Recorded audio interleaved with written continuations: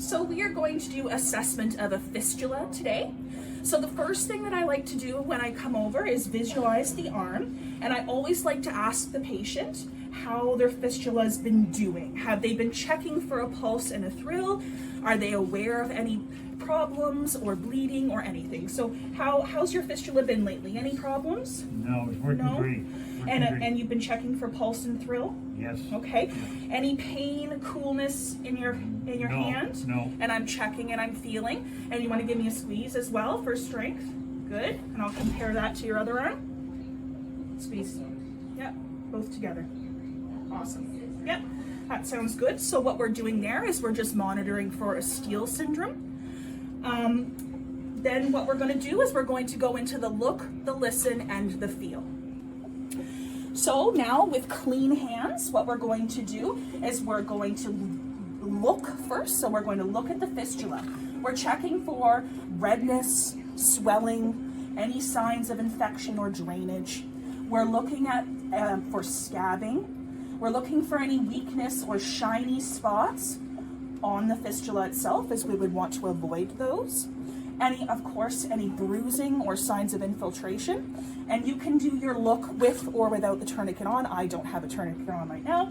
And everything is looking healthy. I'm already starting to make a plan as to where I think I'm going to needle this fistula. So we're also looking for any indentations or puckering, any signs of weakness in that aneurysm wall.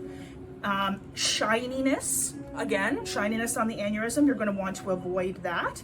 And of course, with bruising, any signs of infiltration, and you'd be checking back in the last few access progress notes to see if there's been anything that you would need to be aware of.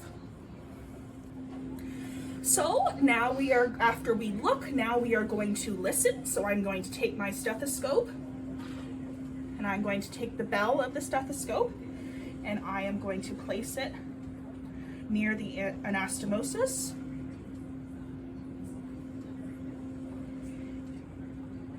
And what I'm looking to hear here is a nice strong bruit. Okay, so now what we are going to do is we are going to feel. So I'm actually going to put the tourniquet on.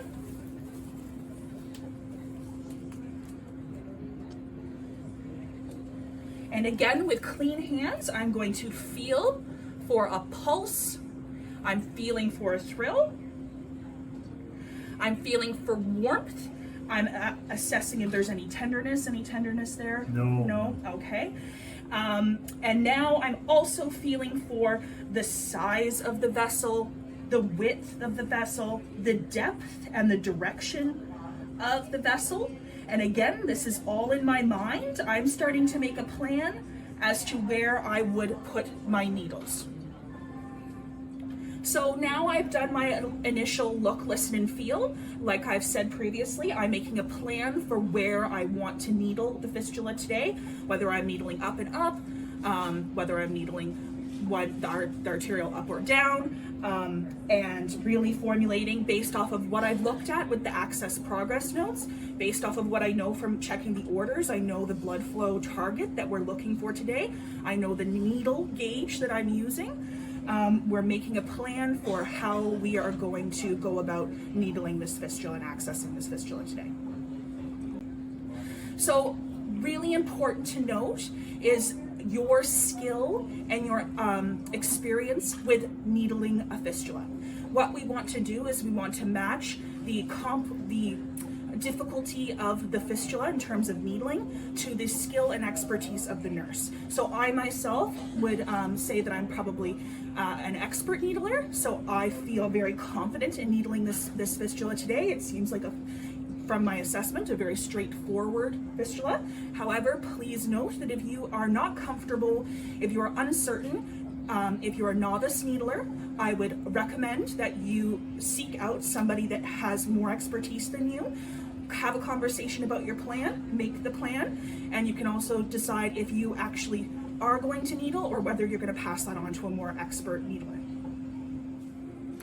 Okay, so now we are up and running with the fistula. I've needled up and up. I've secured with tape.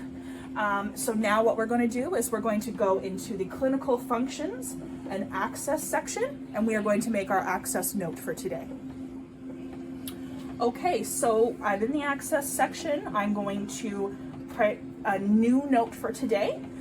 Please remember that if there's anything unsatisfactory about your assessment or anything that happens during the treatment today, that you can make a note and you're going to flag it as unsatisfactory. That will flag the note as red.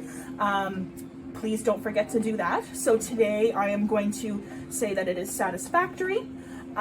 You are going to note if there's any swelling, drainage. There is a comments box where you can write some more of your subjective assessment if necessary.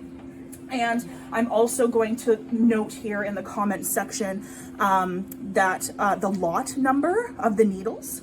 The rest is also chartable in the tick boxes. So today I have used a venous 15 gauge inserted, arterial 15 gauge inserted. There is comments about direction, bruit present.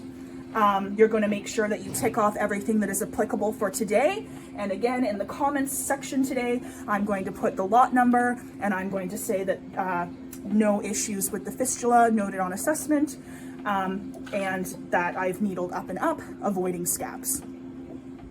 So I finished my access note. As per policy, we should be staying with the patient for 3 to 5 minutes after they've gotten on the machine.